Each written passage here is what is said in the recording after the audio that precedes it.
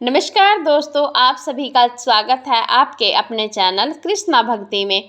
देखिए दोस्तों, आज हम बात करेंगे बृहस्पति देव की पूजा विधि के बारे में। और जिनके पास संतान नहीं है या पुत्र नहीं है, वे इस व्रत को पूजा विधि से के अनुसार इस व्रत को करने से आपको जरूर लाभ मिलेगा। बृहस्पति देव आपकी समस्त मनोकामनाएं पूर्ण करेंगे। आप किसी भी कामना से व्रत करते हैं, लेकिन ये व्रत उनके लिए है जिनके पास पुत्र नहीं है या जिनके पास कोई भी संतान नहीं है। अगर आपको हमारी वीडियो ज़रा सा भी अच्छा लगे तो प्लीज़ एक लाइक ज़रूर कर दीजिएगा। अगर आपने हमारे चैनल को सब्सक्राइब नहीं किया है तो प्लीज़ सेल्फ सब्सक्राइब ज़रूर कर लीजिएगा और बेल आइकन को प्रेस कर दीजिएगा, क्योंकि आपका एक लाइक ही हमें मोटिवेट करता है आगे वीडियो बनाने के लिए।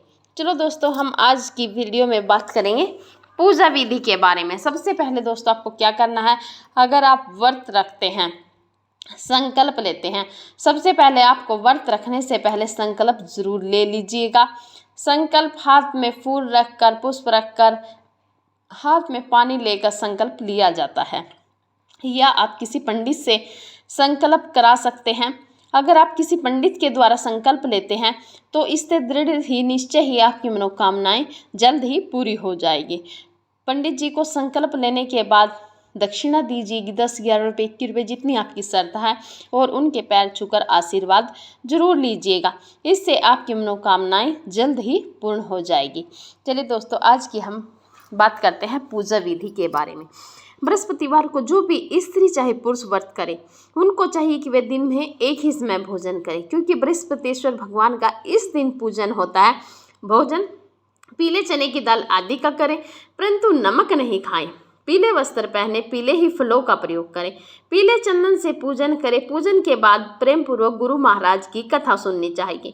इस व्रत को करने से मन की इच्छाएं पूरी होती हैं और बृहस्पति देव महाराज प्रसन्न होते हैं। धन, पुत्र, विद्या तथा मन वांछित फलों की प्राप्ति होती है। परिवार को सुख शांति मिलती है।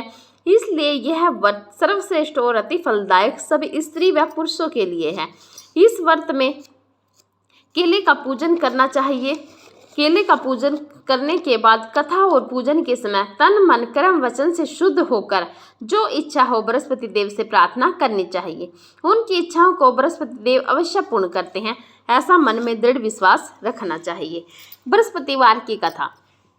प्राचीन काल में एक ब्राह्मण था। वह बहुत निर्धन था, उसके कोई संतान नहीं थी। उसकी स्त्री बहुत मलिनता के साथ रहती थी। वह स्नान न करती, किसी देवता का पूजन न करती। इससे ब्राह्मण देवता बड़े दुखी थे। बेचारे बहुत कुछ कहते थे, किंतु उसका कुछ परिणाम न निकला। भगवान की कृपा से ब्राह्मण की स्त्री के कन्या रूपी रतन पैदा हुआ। कन्या बड़ी होने पर प्रातः स्नान करके विष्णु भगवान का जाप वह बृहस्पतिवार का व्रत करने लगी। अपने पूजन पाठ को समाप्त करके स्कूल जाती तो अपनी मुट्ठी में जौ भर के ले जाती और पाठशाला के मार्ग में डोलती जाती। तब ये जो स्वर्ण के हो जाते, लौटते समय बीन कर उनको घर को ले आती थी।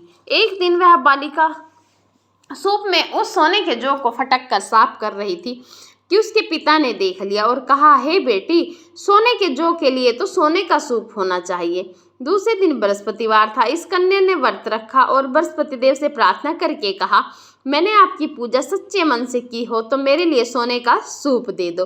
बृहस्पति देव ने उसकी प्रार्थना कर ली, स्वीकार कर ली। तो रोजाने की तरह वह कन्या जौ फैलाती हुई जाने लगी। जब लौटकर जौ बीन रही थी तो बृहस्पति देव की कृपा से उसे सोने का सूप मिला। उसे वह घर ले आई और उसमें जौ साफ करने लगी, परंतु उसकी माँ का वही ढंग रहा। एक दिन की बात है कि वह कन्या सोने के सूप में जौ साफ कर रही थी। उस समय उस शहर का राजपुत्र वहां होकर निकला। इस कन्या के रूप और कार्यों को देखकर मोहित हो गया तथा अपने घर आकर भोजन तथा जल त्याग कर उदास होकर लेट गया। राजा को जब इस बात का पता चला तो वे अपने प्रधानमंत्री के साथ उसके पास गए और बोले, हे बेटा, तुम्हें किस बात का कष्ट है? किसी ने अपमान किया है अथवा और कारण हो सो कहो, मैं वही कार्य करूंगा जिससे तुम्हें प्रसन्नता हो। अपने पिता की राजकुमार ने बातें सुनी तो वह बोला, मुझे आपकी कृपा से किसी बात का दुख नहीं है, किसी ने मेरा अपमान नहीं किया है, परंतु मैं उस लड़की से विवाह करना चाहता हूँ जो सोने के सूप में जौ साफ कर रही थी। यह सुनकर आश्चर्य में पड़ा और बोला, हे बेटा, इस तरह की कन्या का पता तुम ही लगाओ, मैं उसके साथ तेरा विवाह अवश्य ही करवा दूंगा। राजकुमार ने उस लड़की के घर का पता बतलाया। तब मंत्री उस लड़की के घर गए और ब्राह्मण देवता को सभी हाल बतलाया। ब्राह्मण देवता राजकुमार के साथ अपनी कन्या का विवाह करने के लिए तैयार हो गए तथा विधि विधान के अनुसार ब्राह्मण की कन्या का विवाह राजकुमार के साथ हो गया। कन्या के घर से जाते ही पहले की भांति उस ब्राह्मण देवता के घर में गरीबी का निवास हो गया। अब भोजन के लिए अन्न भी बड़ी मुश्किल से मिलता था। एक दिन दुखी होकर ब्राह्मण देवता अपनी पुत्री के पास गए। बेटी ने पिता की दुखी अवस्था को देखा और अपनी माँ का हाल पूछा। तब ब्राह्मण ने सभी हाल कहा। कन्या ने बहुत सा धन देकर अपने पिता को विदा कर दिया। इस तरह ब्राह्मण का कुछ समय सुखपूर्वक व्यतीत हुआ। कुछ दिन बाद फिर वही हाल हो गया। ब्राह्मण फिर अपनी कन्या के यहाँ गया और सारा हाल कहा तो लड़की बोली, हे पिताजी, आप माता जी को यहाँ लिवा लाओ, मैं उसे विधि बता दूंगी जिससे गरीबी दूर हो जाए। वह ब्राह्मण देवता अपनी स्त्री को साथ लेकर पहुंचे तो अपनी माँ को समझाने लगी, माँ तुम प्रातः काल प्रथम स्नान आदि करके विष्णु भगवान का पूजन करो तो सब दरिद्रता दूर हो जाएगी। परंतु उसकी माँ ने एक बात भी नहीं मानी और प्रातः काल उठकर अपनी पुत्री के बच्चों की झूठन को खा लिया।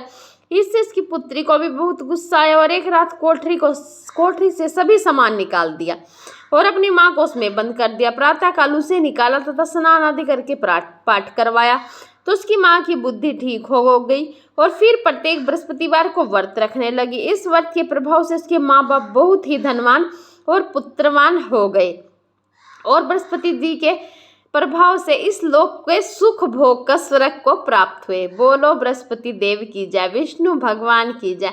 हे बृहस्पति देव, जैसे तुमने उसकी मनोकामनाएं पूर्ण की ऐसे सभी की मनोकामनाएं पूर्ण करना। जय बृहस्पति देव की जय।